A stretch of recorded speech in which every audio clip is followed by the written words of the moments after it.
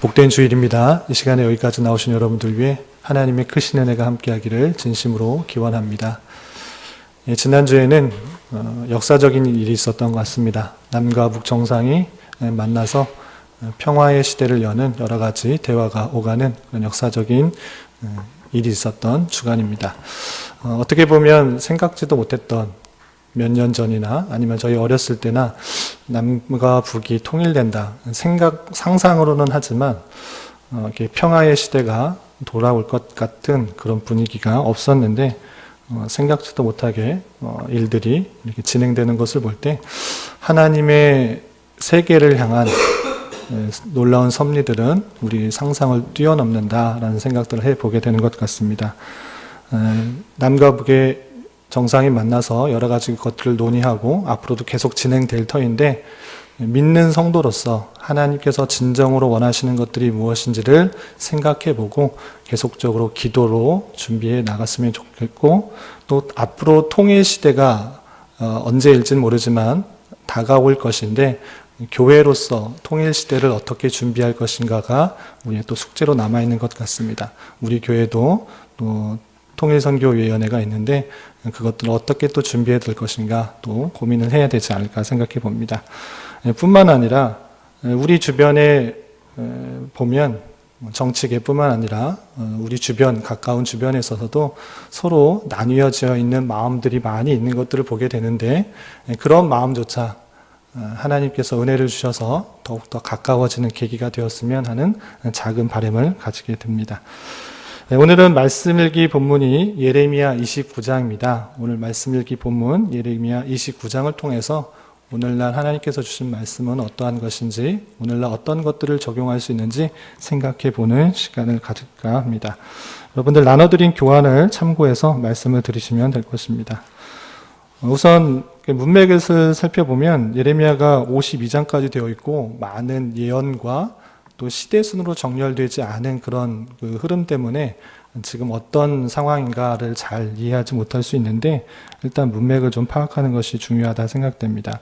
먼저 문맥을 보면 여러분들 4월 말씀일기 설교 노트에 여러 가지 정리를 잘 해놨는데 그 개관에서 보면 1장부터 24장까지는 예레미야를 소명 부르신 것과 유다 백성들의 잘못으로 말미암은 심판 예언들로 위주로 되어 있고요.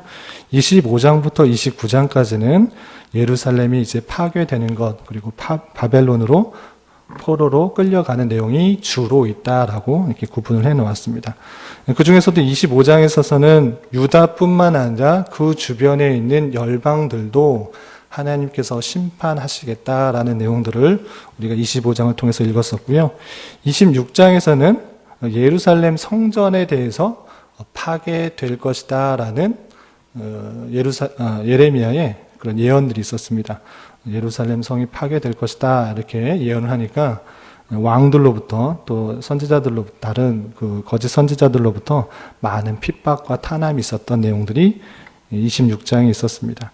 계속해서 27장부터 29장 오늘 말씀 읽기 본문에까지는 예레미야 선지자뿐만 아니라 다양하게 예언하는 선지자들을 통하여서 참된 말씀이 무엇인가를 또 구분할 수 있는 그런 내용들로 되어 있습니다. 이런 흐름 가운데 오늘 내용이 있다라는 사실들, 바벨론으로 포로로 끌려가는 그 시대의 여러 혼란한 시대 가운데 예레미야가 받은 하나님 말씀을 전하는 가운데 있구나를 먼저 생각하시면 될 것입니다. 다시 오늘 말씀 읽기 본문인 예레미야 29장으로 돌아오면 29장의 핵심 내용은 예레미야가 바벨론으로 끌려간 포로들에게 편지를 쓴 내용으로 되어 있는 것입니다. 어떤 내용으로 편지를 썼는지 우선 살펴보도록 하겠습니다. 1절 보면 이렇게 되어 있습니다. 29장 1절 선지자 예레미야가 예루살렘에서 선지자 예레미야는 아직 포로로 끌려가지 않고 예루살렘에 남아 있는 것입니다.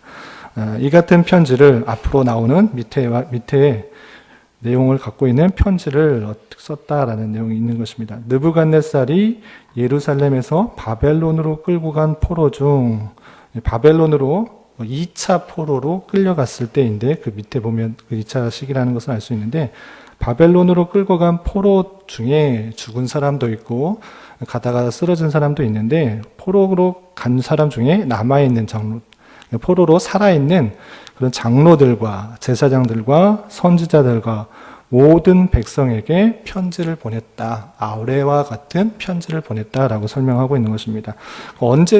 그게 언제인가 2절과 3절에 그런 표현이 되어 있는데 2절을 보면 그때는 예레미야가 예루살렘에서 포로들에게 쓴 편지를 보낸 때는 어떤 때인가? 여고니아 왕과 왕후와 궁중 내시들과 유다와 예루살렘들의 고관들과 기능공들과 토공들이 예루살렘에서 떠난 후라. 여고니아 왕, 여호야긴 왕이라고 할 수 있는데 그 왕이 느부갓네살에 의해서 포로로 끌려간 때라는 것을 알 수 있습니다. 그러니까 여고니아 왕이 끌려간 때가 언제인가? 여러분들 교환 옆에를 보면 이해를 돕기 위해서 좀 써놨는데요. 바벨론으로 포로로 끌려갈 때 예루살렘에 있는 사람들이 3차에 걸쳐, 3번에 걸쳐서 끌려가게 됩니다. 첫 번째 끌려갔을 때는 BC 한 605년경인데요. 갈그미스 제2차 전투 이후에 느부갓네살이 예루살렘 성에서 다니엘과 같은 유능한 자를 많이 끌고 간 때가 있었습니다. 그것이 1차 포로고요. 2차 포로는 여호야긴 왕 때 그를 데리고 포로를 끌고 갔는데 여호야긴 왕뿐만 아니라 오늘 말씀드린 것처럼 왕후, 궁중 내시, 고관들, 기능공, 토공들은 다 데리고 갔습니다. 뿐만 아니라 여러분들 잘 알고 계시는 에스겔 선지자도 이때 함께 끌려갔던 것입니다. 그러니까 이 시기, 예레미야가 지금 편지를 쓰고 있는 시기는 여고니아 왕이 끌려갔을 시기이기 때문에 BC 597년 이후라는 것들을 생각해 볼 수 있습니다. 여고니아 왕이 끌려간 이후에는 누가 예루살렘을 다스렸는가?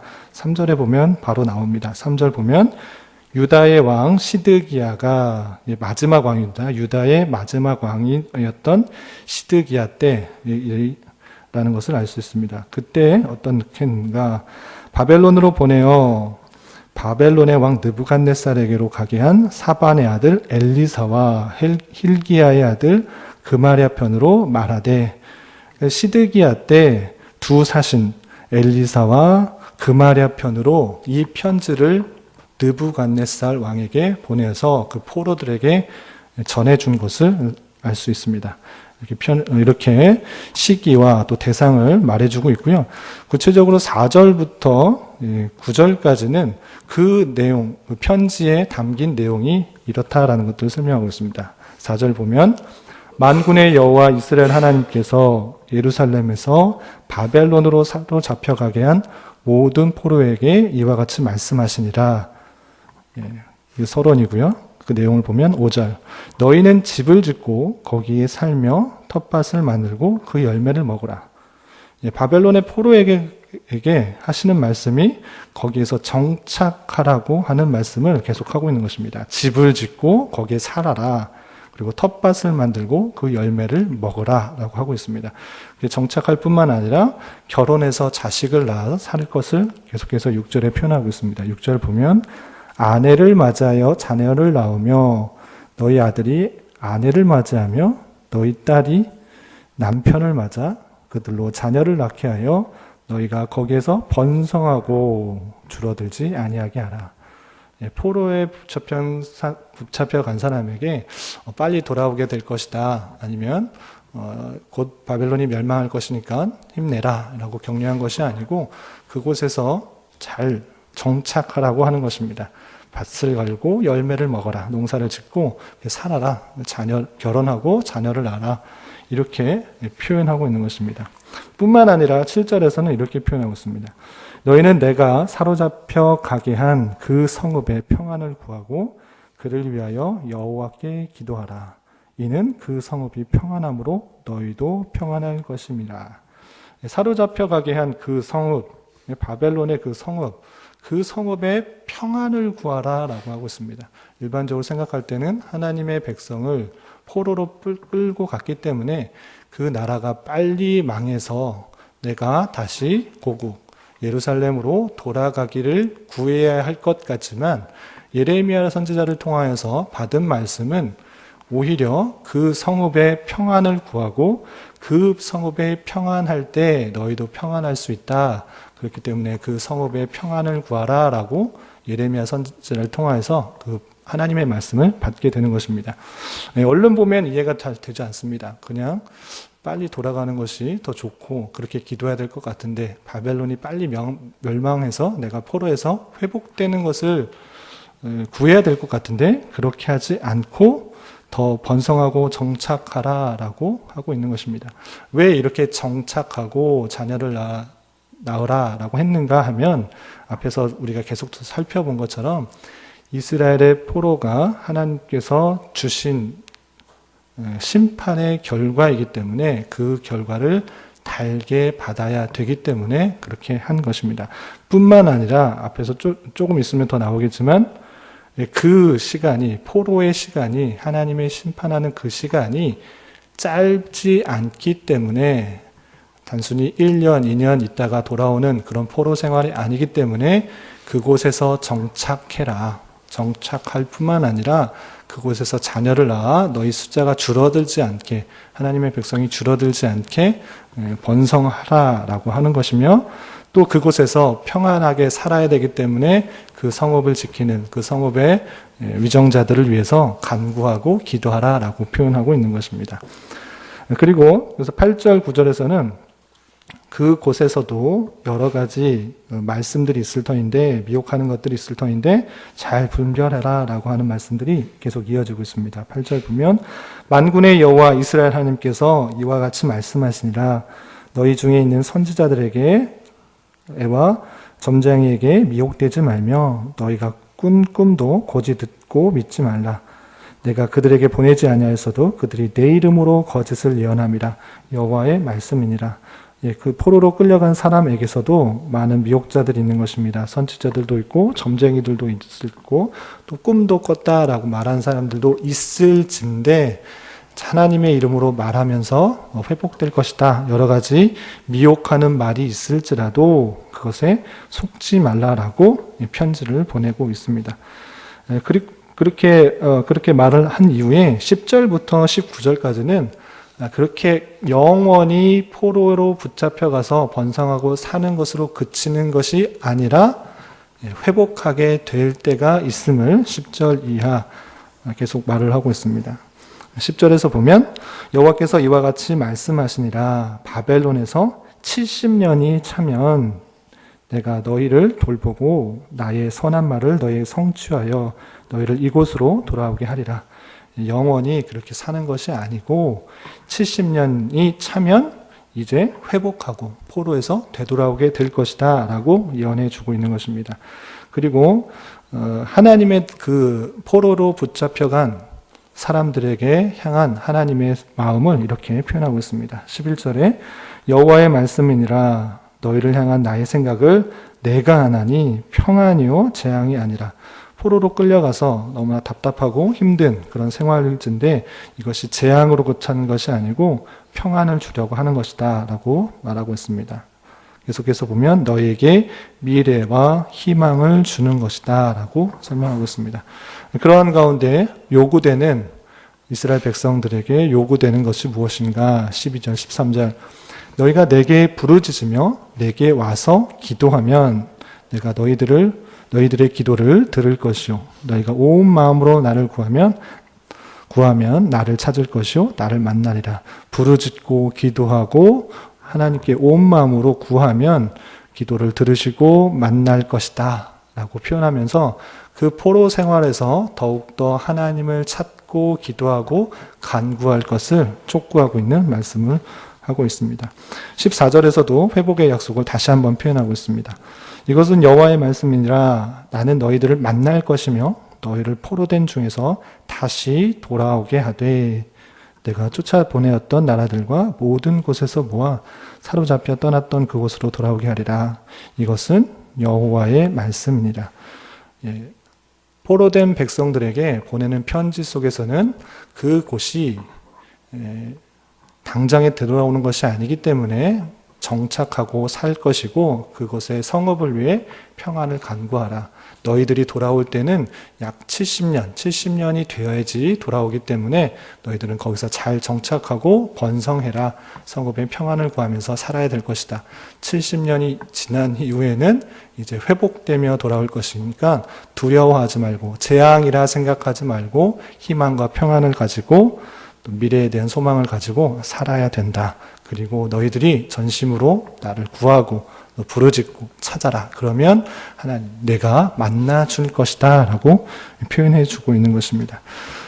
이런 내용들로 편지를 보냈고 그 이후에는 이 편지 이후에도 당시에 주변에 있던 여러 선지자, 예루살렘 주변에 있던 선지자뿐만 아니라 그곳에 있던 여러 선지자들에 대한 심판의 경고들을 쭉 설명하고 있습니다. 다 설명하기는 그렇고요. 좀 뛰어넘어서 당시에 있었던 거짓 선지자 아합과 시드기야에 대한 심판을 이렇게 선언하는 모습을 볼 수 있습니다. 좀 뛰어넘어서요. 21절과 22절을 보면 예레미야 같은 참 선지자도 있었지만 아까도 말씀드린 것처럼 27장 이후에 여러 선지자들의 거짓 선지자들의 내용들이 나오는데 21절에 보면 아합과 시드기야에 대한 그런 내용이 나옵니다. 21절 보면 만군의 여호와 이스라엘 하나님께서 골라야의 아들 아합과 마세야의 아들 시드기야에 대하여 이와 같이 말씀하시니라. 이 아합과 시드기야 이름이 동명 이름이 또 성경에 여러 나오는데 이것은 거짓 선지자 두 명입니다. 그래서 그 아버지의 이름을 표현하고 있는데 골라의 아들 아합 또 마세의 아들 시드기야 이에 대해서 이렇게 말씀하시는데 그들은 어떻게 했는가? 그들은 내 이름으로 너희에게 거짓을 예언한 자라. 예, 이 아합과 시드기야는 하나님의 이름을 가지고 또 하나님의 뜻이다라고 말하면서 거짓 예언을 하였다라고 표현하고 있습니다. 그 거짓 예언한 자가 어떻게 될 것인가? 내가 그들을 바벨론의 왕 느부갓네살의 손에 넘기리니 그가 너희 눈앞에서 그들을 죽일 것이다. 이 거짓 예언자 두 명은 너희 눈앞에서 죽게 될 것이다. 느부갓네살 손에 끌려가서 죽게 될 것이다. 라고 표현하고 있습니다. 그들의 죄가 또 23절에 구체적으로 나와 있는데 23절을 보면 이는 그들이 이스라엘 중에서 어리석게 행하여 두 선지자가 어리석게 행했는데 어떤 어리석음을 보였는가? 그 이웃의 아내와 간음하며 내가 그들에게 명령하지 아니한 거짓을 내 이름으로 말함이라. 그들의 그 둘의 죄가 구체적으로 나왔습니다. 이웃의 아내와 간음한 것, 그리고 하나님께서 명령하지 않은 것도 하나님의 이름으로 말함으로 거짓 예언을 했기 때문에 이러한 느부갓네살에게 끌려가서 죽게 될 것이라는 심판에 대해서 설명하고 있습니다. 그리고 24절 이하 또 32절까지는 또 한 명의 선지자가 나옵니다.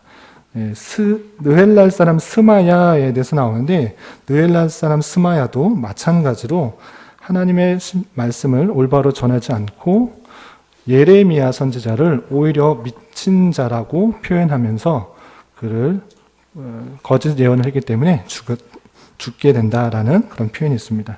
26절을 보면 이렇게 표현하고 있습니다. 여호와께서 너를 제사장 여호와의 아들을 대신하여 제사장을 삼아 여호와의 성전 감독자로 세우심은 모든 미친 자와 선지자 노릇을 하는 자들의 목에 씌우는 나무 고랑과 목에 씌우는 고랑을 채우게 하시면은 이라고 표현하면서 예레미야를 미친 자라고 표현하고 있는 것을 볼 수 있습니다. 그리고 그 결과에 대해서 32절에 이렇게 표현하고 있습니다.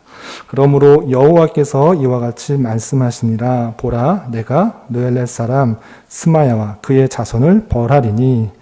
그렇게 거짓 예언하는 그리고 예레미야를 미친 자 취급하는 그 스마야를 벌하게 될 것이고, 왜냐하면 그가 여호와께 패역한 말을 했기 때문에 이 백성 중에 살아남을 그의 자손이 하나도 없을 것이다 라고 표현하면서 스마야도 거짓 예언으로 또 예레미야를 핍박한 것으로 인해서 심판하게 될 것이다 라고 하면서 이 예레미야 29장을 마치고 있습니다.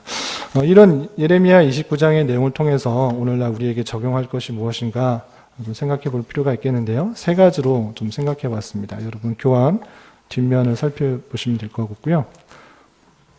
첫 번째로 우리가 좀 생각해 봐야 될 것은 우리가 흔히 생각할 때 바벨론으로 포로로 끌려갔으면 하나님께서 주셔야 할 말씀은 너희가 잠시 있다가 돌아갈 것이기 때문에 너희는 힘들지 말고 여기서 정착하지 말고 여기서 영원히 살 것 같이 하지 말고 그냥 돌아갈 것을 꿈꾸며 살아라. 그리고 바벨론이 빨리 멸망하여서 돌아갈 수 있도록 그렇게 기도해라. 이렇게 할 것 같은데 오히려 그 예레미야의 편지 속에서는 우리가 읽은 것처럼 5절과 7절에서 5절, 6절, 7절에서 보면 집을 짓고 텃밭을 가꾸고 열매를 먹어라. 정착하라는 그런 얘기 말씀뿐만 아니라 또 자녀를 결혼을 하고 또 자녀를 낳고 자녀가 또 결혼할 수 있도록 계속적으로 번성을 할 수 있도록 행하라라고 할 뿐만 아니라 사로잡혀 가게 한 그 성읍, 그 바벨론의 성읍들, 그 나라를 위해서 평안을 기도하라라고 표현하고 있는 것입니다. 그렇게 구하는 이유가 무엇인가? 그것에 정착하도록 하며 바벨론의 평안을 구하라고 하는 이유가 무엇인가? 그것이 6절과 7절 하반절에 우리가 읽었던 것처럼 이렇게 표현하고 있습니다. 그것은 너희가 거기에서 번성하고 줄어들지 아니하게 하기 위해서 그런 것이다. 그리고 7절 하반절에 이는 그 성읍이 평안함으로 말미암아 자연적으로 너희도 평안을 입게 될 것이기 때문이다 라고 하는 것입니다.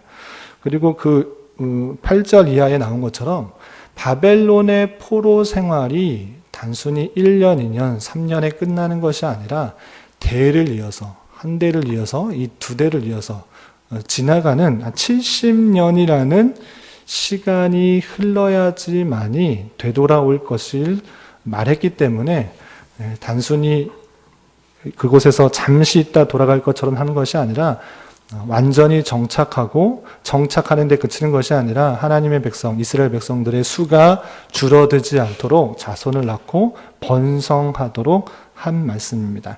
그리고 번성하는 데 그치는 것이 아니라 그 성읍에 평안이 있어야지 너희들이 온전히 생활할 수 있다라는 그 생각들을 가지고 그 성읍의 평안을 간구하라라고 하는 것입니다.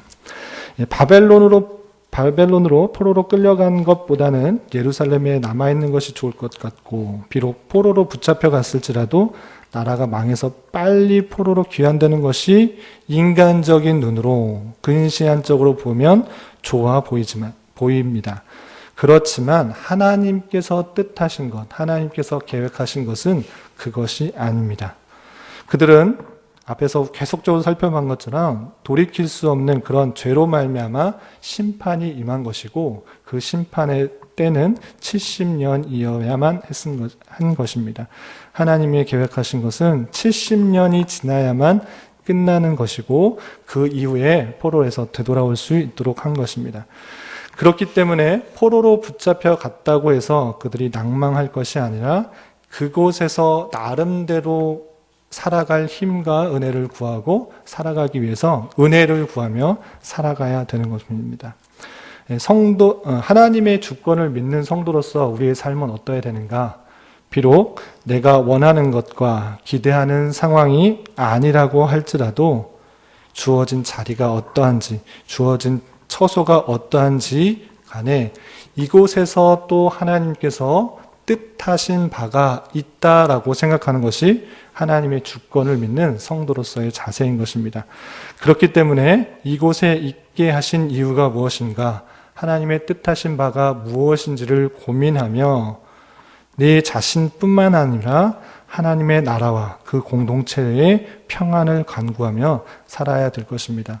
우리가 삶을 살아가다 보면 내가 원하지 않는 상황과 자리와 처지가 있을 때가 너무나 많이 있습니다.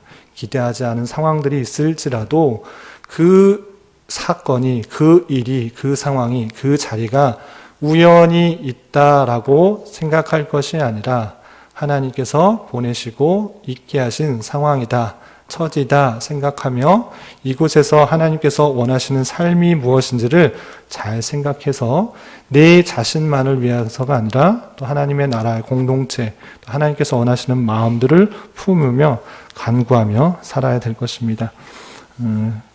여러 가지 상황들을 만날 때 비판과 낭만과 좌절하기보다는 하나님께서 뜻하신 바가 무엇인지를 생각하며 기도하며 찾을 수 있는 저와 여러분이 되시기를 주님의 이름으로 부탁을 드리겠습니다.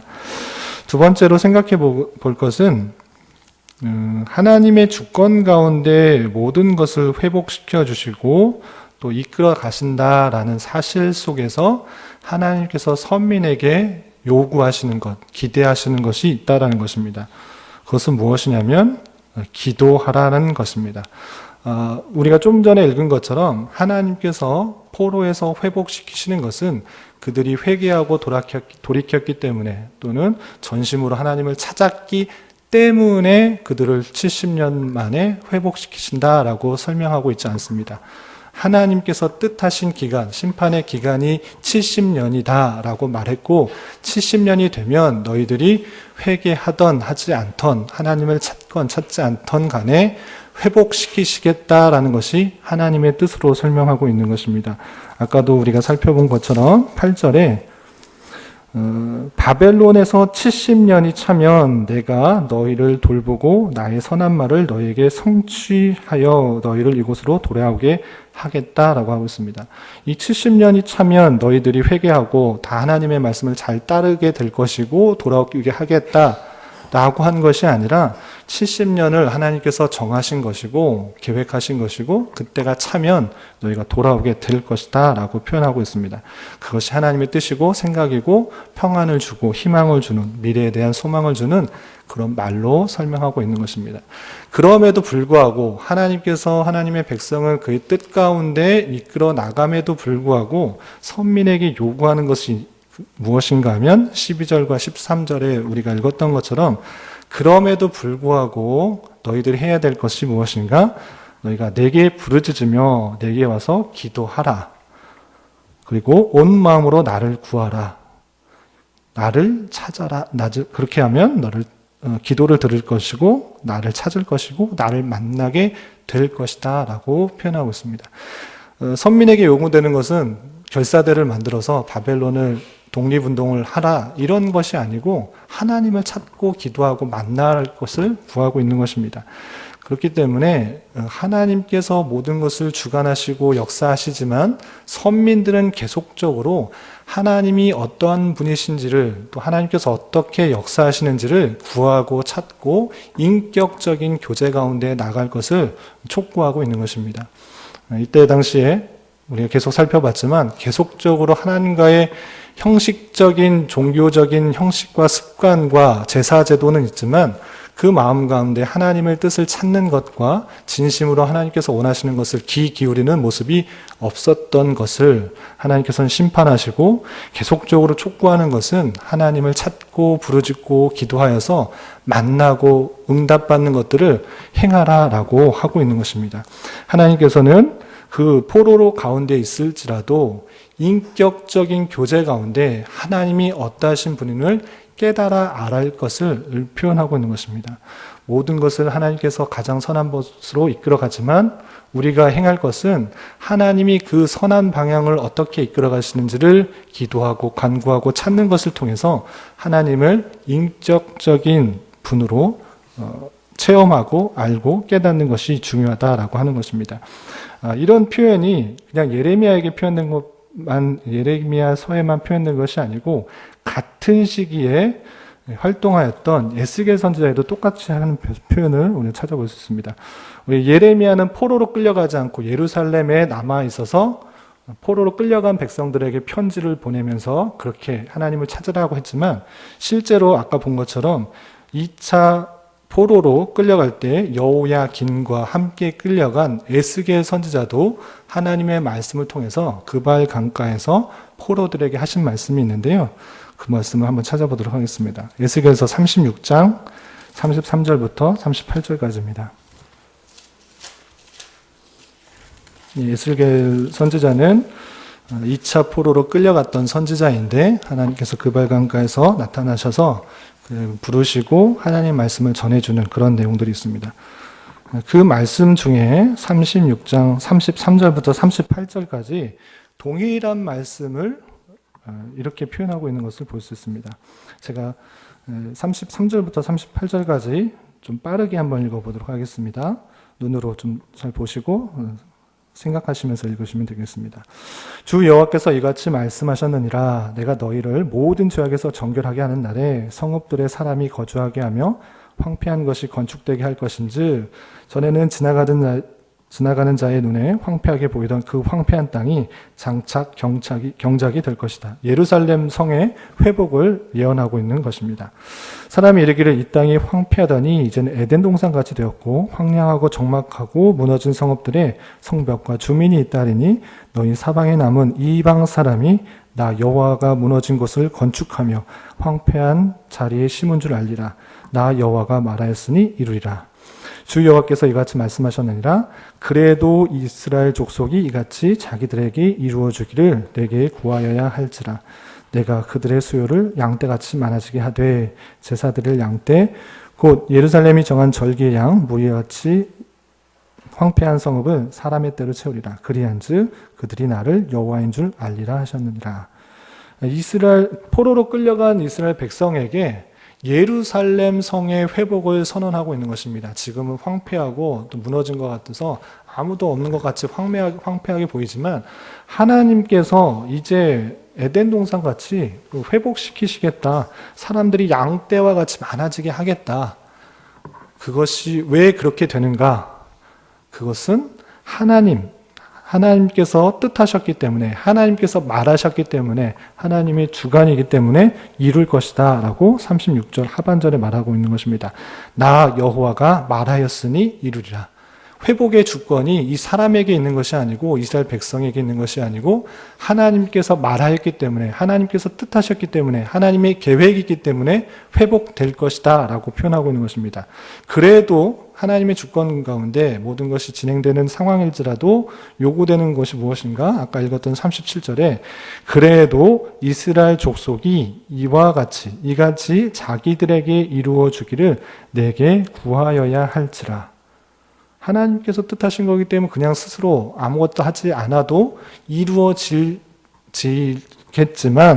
그래도 선민들이 해야 될 것이 있는데 이스라엘 족속이 자기들에게 이루어주기를 하나님께 구하라 라고 하고 있습니다. 기도는 하나님의 뜻이 이루어지기를 구하는 것이고 그렇게 간구해야 된다라고 설명하고 있는 것입니다. 왜 그런가? 왜 그렇게 구하도록 해야 되는가? 구하지 않아도 하나님의 뜻이, 하나님의 계획이, 하나님의 주권이 그렇게 행할 텐데 왜 그렇게 하는가? 38절 하반절 그리한즉 그들이 나를 여호와인 줄 알리라 하셨느니라 라고 표현하고 있는 것입니다. 그러니까 하나님께서 그 주권 가운데 행할지라도 하나님의 뜻을 기도하고 간구해야 되는데 왜 그러냐? 하나님인 줄을 알게 되는 것이다 라고 표현하고 있는 것입니다. 기도를 통해서 하나님의 어떠한 신들을 깨달아 알 수 있다라고 표현하고 있는 것입니다.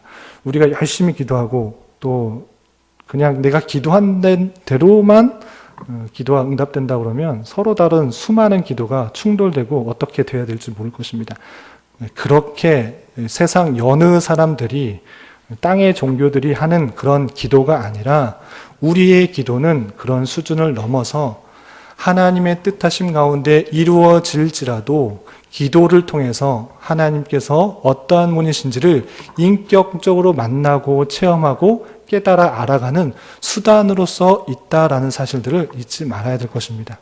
단순히 하나님 앞에 내 소원만 아뢰고 계속 그냥 아뢰는 것에 끝나는 것이 아니라 그 기도가 어떻게 응답되고 역사되는지를 보는 것, 그것을 통해 우리가 궁극적으로 깨달아야 되는 것은 하나님이 정말 하나님 되심이 있구나, 하나님 되시는구나를 경험하고 깨닫고 알아가야 된다라는 것입니다. 하나님께서 모든 것을 그의 주권 가운데 이루어질지라도 우리는 전심으로 하나님을 구하고 찾고 부르짖는 것을 통해 하나님이 어떠한 분이신지를 경험하고 체험하고 깨달아 그분의 선하심을 맛보아 알아가야 되는 것입니다. 우리의 기도가 식어질 것이 아니라 우리가 하나님의 말씀들을 깨닫고 또 주권들을 알 때 내 기도가 식어지고 형식적인 기도가 되는 것이 아니라 더욱더 열심히 찾고 부르짖고 기도하여서 하나님의 선하심들을 내 생각과 다를지라도 하나님의 뜻과 계획과 어떠하심들을 경험할 수 있어야 될 것입니다.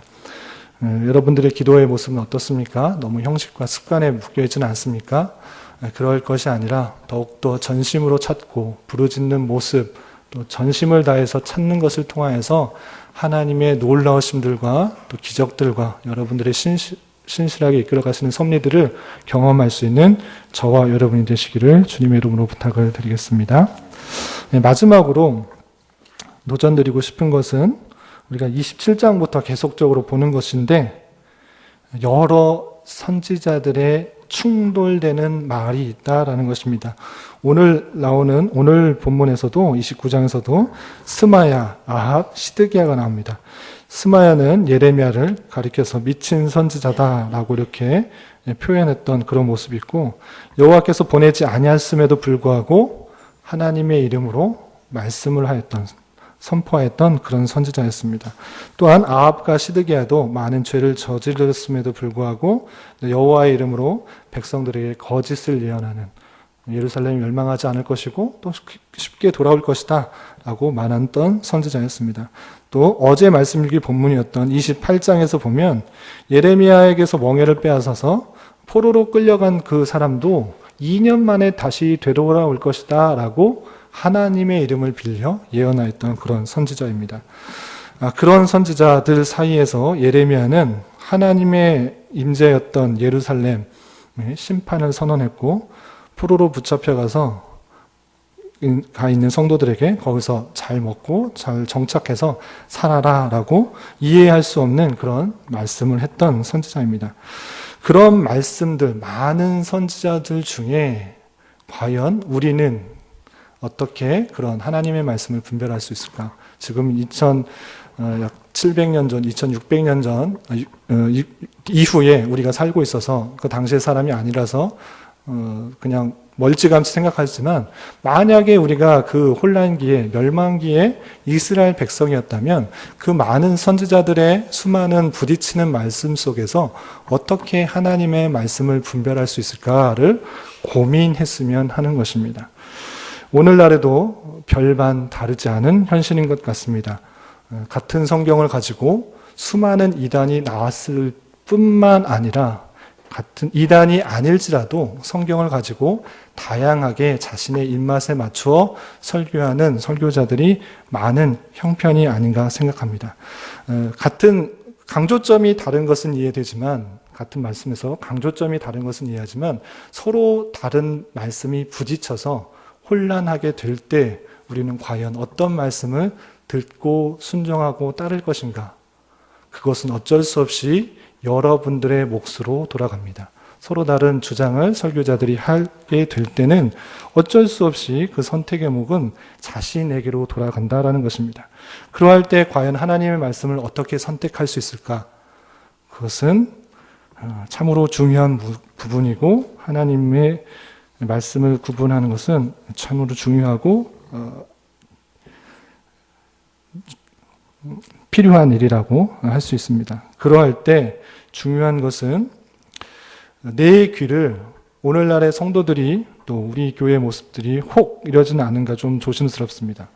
내 귀를 다른 사람에게만 맡기고 있는 그런 모습들, 현대인의 교회의 모습인데, 내가 좋아하는 목회자 또는 설교, 강조점이 있는 그 말씀만 찾아 듣는 것, 나는 성경 말씀을 찾아보려고 또 해석하려고 이해하려고 하는 노력은 없고, 하나님께서 주시는 말씀 필요할 때만 필요한 목회자를 통하여서 들으려고 하는 모습들이 있습니다. 그렇지만 그 모습은 정말 위험한 모습이라는 것들을 우리는 주의해야 될 것입니다. 왜냐하면 내가 원하는 하나님을 만들어 놓을 수 있기 때문이며, 또한 그 목회자, 내가 원하는 설교자, 목회자가 영원하지 않고 바뀌게 되면 또 다른 이야기를 들어야 되기 때문입니다.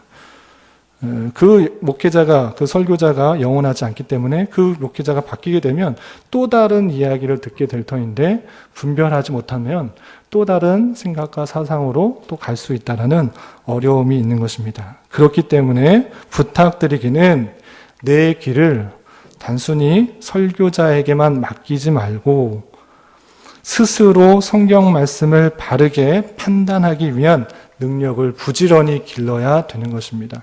하나님의 말씀을 읽고 해석하고 또 무슨 뜻인가를 고민하고 있지 않는다면 내가 하나 설교를 잘 듣고 말씀을 많이 듣는 것 같지만 내 신앙은 없는 것입니다. 그것이 아니라 누가 어떤 말을 할지라도 하나님께서 주신 말씀 안에서 바르게 이해하고 해석하고 걸러 들을 수 있는 능력을 길러야 될 것입니다.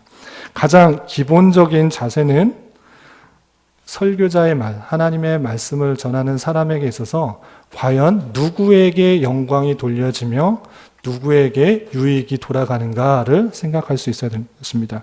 오직 삼위일체 하나님의 주권과 영광에게 돌려지는 설교인가, 아니면 개인에게 돌려지는 설교인가, 어떤 사람이 뛰어나다, 어떤 사람이 대단하다라고 느껴지는 설교인가를 생각할 수 있어야 될 것이고, 자신에게만 집중되는, 내 자신의 유익에게만 집중되는 설교인가, 성경인가, 성경 해석인가를 돌아봐서 오직 삼위일체 하나님의 영광과 주권에게 돌려지는 것이어야 될 것이고, 나뿐만 아니라 하나님의 나라의 공동체를 위한 설교인가를 분별할 수 있어야 될 것입니다. 이것이 가장 기본적인 것이고, 한 걸음 더 나아가서는 주어진 성경 말씀을 올바르게 해석할 수 있도록 신앙 고백과 또 교리들이 중요합니다. 우리 교회에서 계속적으로 교리를 가르치고 있는데, 역사적 전통 안에서 이단들을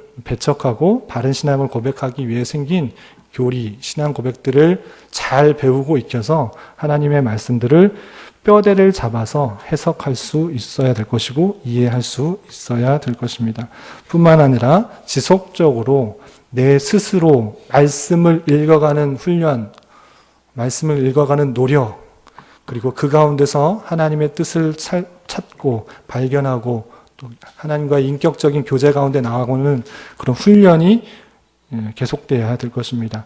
현대인으로 갈수록 내 귀를 설교자에게만 맡겨놓고 하나님의 말씀을 읽지 않는 경우가 늘어나는 것 같은데, 상당히 조심스러운 면으로 생각하고 하나님의 말씀을 지속적으로 읽어가며 해석할 수 있는 능력을 부지런히 기를 수 있는 저와 여러분 되시기를 주님의 이름으로 부탁을 드리겠습니다.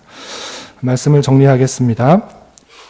하나님께서는 비록 그들의 잘못으로 말미암아, 죄악으로 말미암아 심판하셨고, 심판으로 말미암아 포로로 끌려간 백성들에게도 그냥 무시하고 넘어가고 버려둔 것이 아니라 그 백성을 향한 사랑을 계속적으로 여러 선지자를 통해서 보여주고 계십니다. 우리는 세계를 경영하셔서 하나님의 어떠하심을 알리시기 원하시는 하나님이신 줄 알아 부지런히 말씀과 또한 기도로 하나님을 더욱더 깊이 만나고 그분의 어떠하심을 맛보아 알아가는 인격적인 교제의 신앙을 가져야 될 것입니다. 이런 은혜가 저와 여러분, 우리 모두에게 있기를 진심으로 기원합니다. 기도하겠습니다.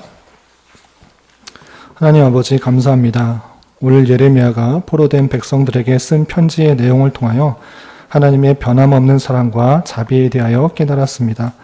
머릿속으로만 하나님을 아는 것이 아니라 때마다 심하다 더욱더 하나님을 찾고 의뢰하며 간구하여 그것에 응답하시고 역사하시는 하나님을 체험하는 것을 통해 하나님의 어떠하심을 맛보아 알아가는 자 되게 하여 주시고, 특별히 주님의 말씀을 읽고 내 삶에 적용하는 훈련들이 부족하였음을 고백하오니 내 귀를 아무에게나 맡기지 않게 하시고 참된 말씀을 분별할 수 있는 능력을 더해 주셔서 깨달은 말씀 그대로 살아갈 수 있는 저와 우리 모두가 될 수 있도록 인도하여 주시옵소서.